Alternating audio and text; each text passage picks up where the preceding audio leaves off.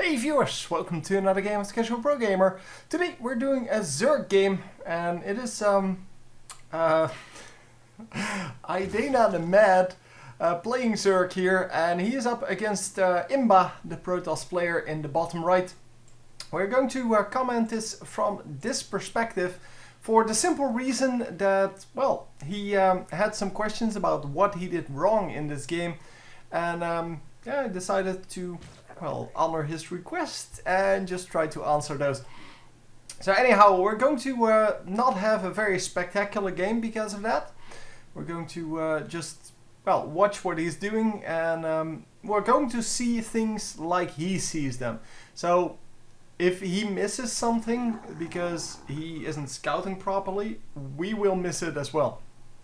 So I'm not sure how I'm going to do this yet. For now, I'm just thinking, let's see what he sees, because we can actually see where he's looking, and let's just go from there. So maybe we can, if he misses, or if he has a big fight coming up, maybe we can switch to the old camera and then see the fight after it happened on our screen. I don't know. We'll see. We'll figure it out. Anyway, if you have games to send, then yeah, you can send them to casualprogamer@hotmail.com. It's fairly easy to remember, I think. And yeah, just let me know who you are, what you want out of the commentary, and well, if you don't want anything out of the commentary, that's fine too. I mean, you can just send me your game because you thought it was a cool game, or send me someone else's game. I don't really care. So yeah, we do have the probe, well, doing a little bit of damage, I guess, to that new hatchery, but that is not really a problem. For now, we'll just, well, doing our thing, building up, and hopefully not getting too many supply blocks. But for now, it's okay. Hatchery first into the spawning pool is good. We should produce like 2 Zerglings. If we have problem with the scouts, if there is no scout like we currently have, I mean, we can't see where the scout is, so we don't really need those extra Zerglings. And instead of those Zerglings, you can actually make an extra drone, so that would be good. Anyhow, yeah, we do have an extra Overlord coming up, which is a little bit early, because we still have 3 drones to produce, now 4 drones to produce, and therefore could have delayed that a little bit. Could have delayed that like 2 more, well, 1 more drone, I guess. Maybe even 2. Yeah, it's just a little bit of that extra income that you're going to get. So for now, our harvesters, yeah, the Protoss is 3 ahead, which is not a good thing for Zerg, because Zerg really needs that early lead. By the way, he did build gas, but then didn't put anyone on gas, on the top one at least. And 4 Zerglings coming out, that is way too many. 2 is really the maximum you need here. Yeah, and it doesn't seem like a big deal, like, yeah, it's only 2 Zerglings, who cares? But 2 Zerglings is a drone, so you could have had an extra drone there. Well, in fact, you could have had several extra drones already, because there are 12 Zerglings out. That could have been 6 drones. And with the current income, you can see he's 4 drones behind, sorry, 3 drones behind on the Protoss, and he should be ahead at this point, because, well, he can produce 3 drones at the same time, and 6 if he has 2 bases. And with the queens are not doing anything here, by the way. They're not injecting larvae at all. So that is a big problem. And that is going to cost him dearly. He he only has 1 queen out. Is that true? Yeah, he only has 1 queen out. And the second one is coming up, but it's very late. But the queen is spreading creep instead of doing its thing over here at the hatchery. And that is, I think, if you want to know your thing you need to work on, that's the thing you need to work on. Those injects of larvae are super duper important. There's really nothing as important as that as a Zerg player, because the ability to produce more units than your opponent is what makes you so strong as Zerg. By the way, we are 2 bases versus 1, assuming that there are no other bases out. And yeah, we do have a little bit of poke going on here. And this, of course, is the Oracle, which is a new unit in Heart of the Swarm. It is coming in, but because he has no queens, he should have like 2 queens on this base and 1 on this base, but now he's running out with that queen. So now 2 queens are coming up here, and the Oracle is going to harass probably over here now. And there is now 1 queen here, 2 queens here. This is how it should be done. Because 1 queen is supposed to inject the new larvae, 1 is supposed to do whatever with the creep tumors. And, well, some of the pros actually go for a 4th queen just to spread the creep faster. And yeah, you can't really afford that as a normal player, especially if you don't have enough, enough drones. But look at the money stashed up here. The Protoss player really just stacking up the minerals, really nothing to spend it on apparently. And we do see the Twilight Council with the blink research. Obviously he can't see the blink research, but we can. And that is fine. Oh, running in the Zerglings first, and then the Banelings can't reach. So yeah, the Banelings are obviously not going to be very effective against this anyway. But they could have taken out the pylon fairly easily. And going to go in anyway, and look at that. That's just a waste.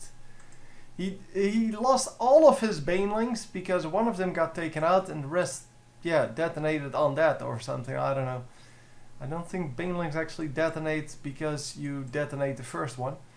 But yeah, he got all of his units picked off for no reason at all. And as you can see, his drone is still here. This drone has lost him so much income already. If you're not going to use it to scout, then you should just not do this. You shouldn't have it over there. By the way, he does have spore crawlers up now. Oh, only 1 spore crawler up. There's the second one. It's really late. You need to build things faster. And you need to have way more drones here. Sorry, I kind of shut off this accidentally. Here, we are at 16 harvesters and we're 10 minutes into the game.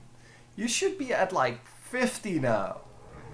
So, no 3rd base coming up. He could easily take this 3rd base because if you just position your army, not over here, but if you position your army over here, so if this is your attack path, or this, it doesn't even matter, but if you take this as your attack path, then you automatically protect this 3rd base, because you can position your army either over here or over here.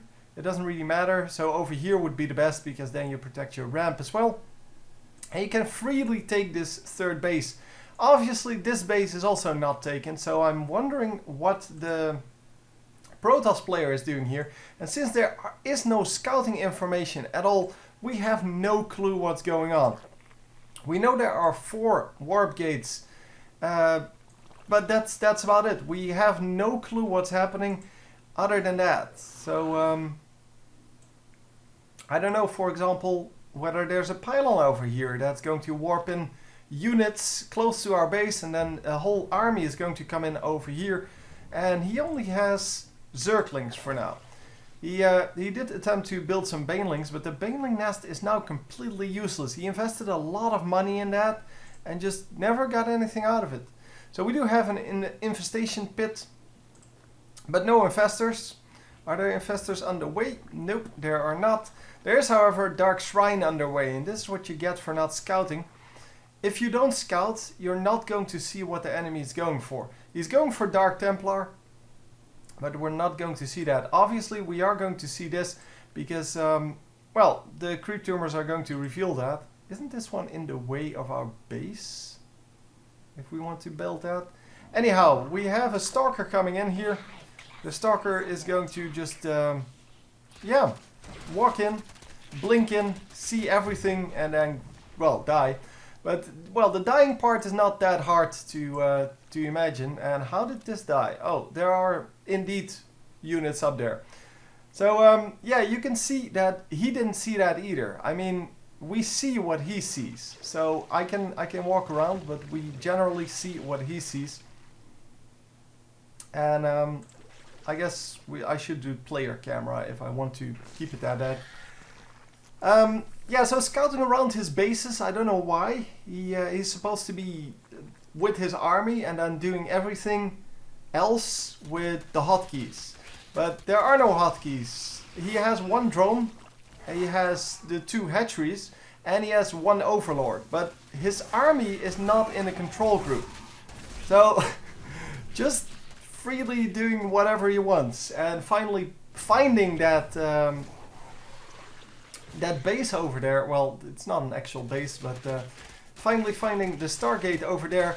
And that shouldn't have been able to come up at all that close to the base. I mean, I noticed that, well, lack of scouting really early on.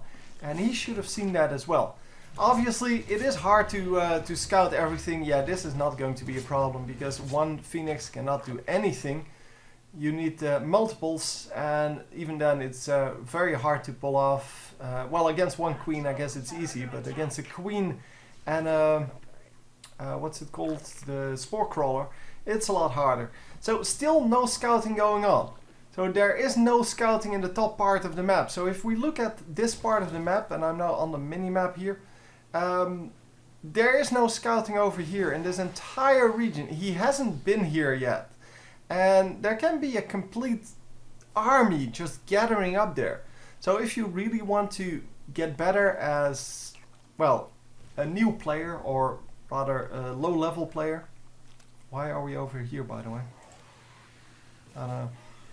But if you want to get better as, well, a low level player, you need to work with scouting information. And scouting information is not just creep spread. What you want, and it's a really cheap trick. I know the pros don't do it because the pros are not noobs.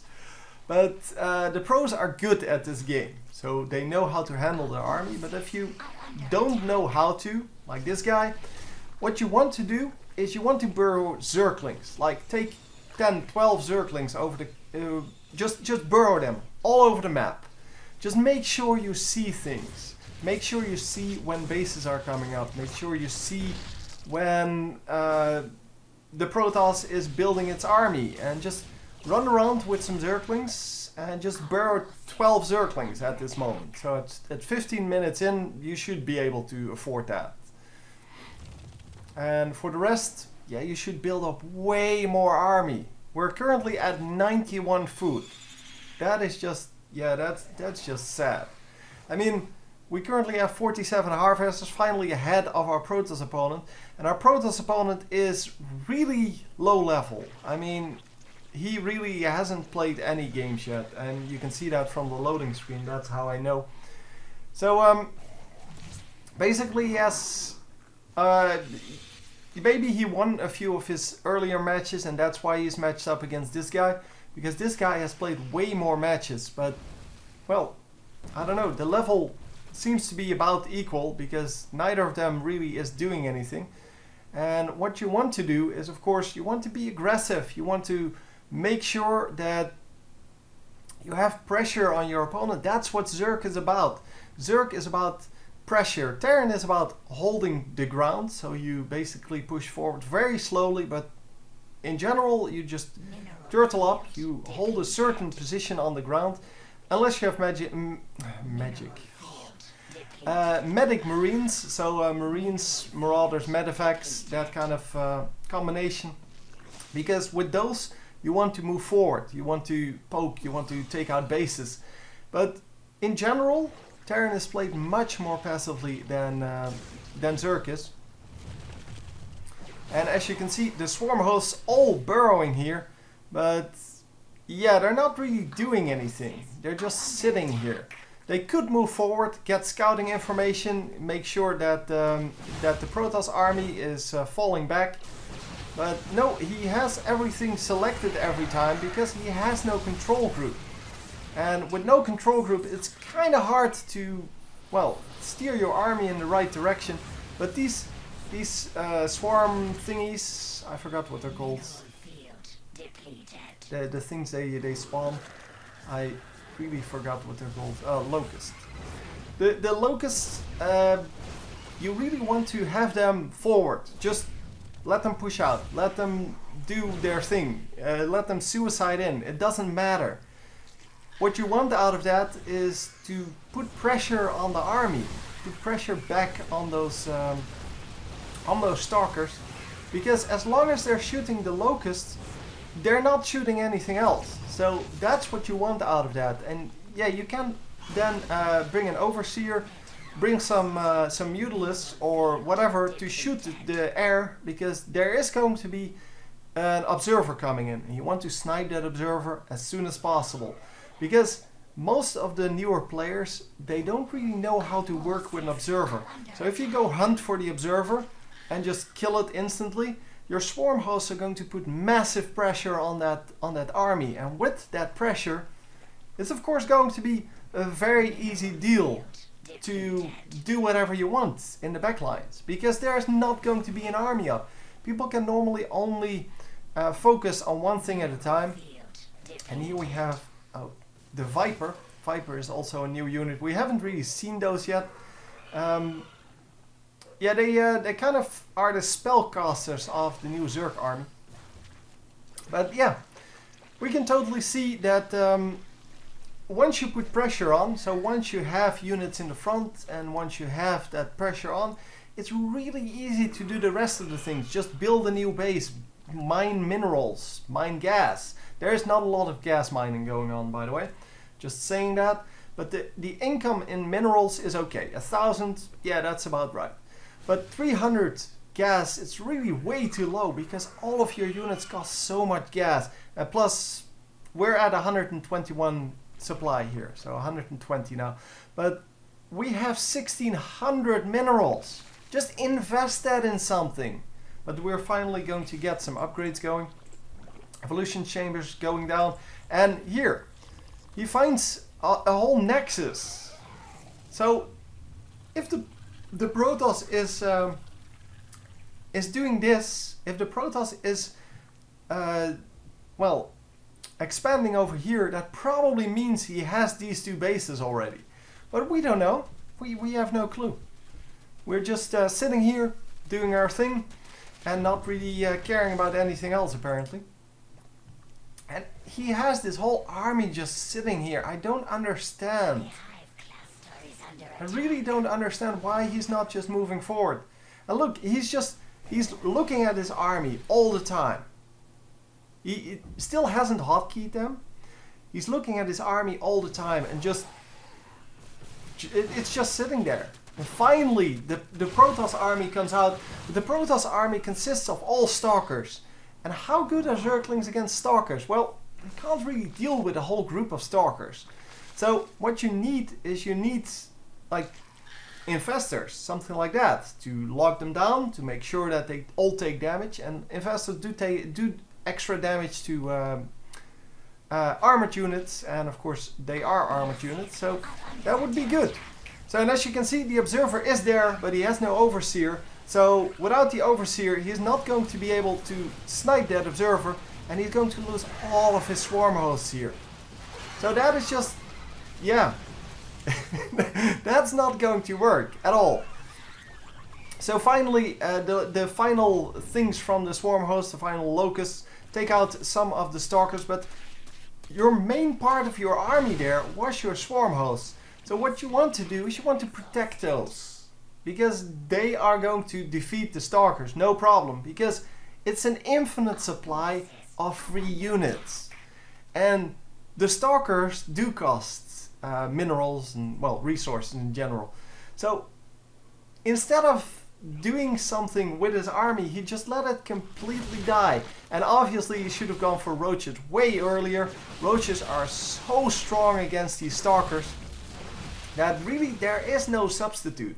And if he was going roach with I don't know, with some Zerglings back up, and the swarm hosts were just sitting there putting pressure on, making sure this army couldn't just pressure in and just produce these roaches, he would have been fine. But he has too little gas going, and now he finally has some gas. But I'm not sure if the income is a little bit higher now. So I guess he has one more geyser going now. But it's still not high enough to actually keep producing those high tier units. And you don't need high tier units. You can work with roaches just fine. But you do need to build those geysers. Just use the gas. Use the minerals. Finally, he is at about 0 minerals, which is good. But he still has 800 gas. So, yeah, that's not so good. Obviously, you want to, well, do that as, bring them both down to 0 as much as possible. And if you're noticing that your gas is getting too high, then you stop producing Zerglings and you start producing roaches and you start producing upgrades. And we finally have some upgrades coming up. But yeah, we're not really getting there. It's just, it takes too long. We're 29 minutes into the game and we are at the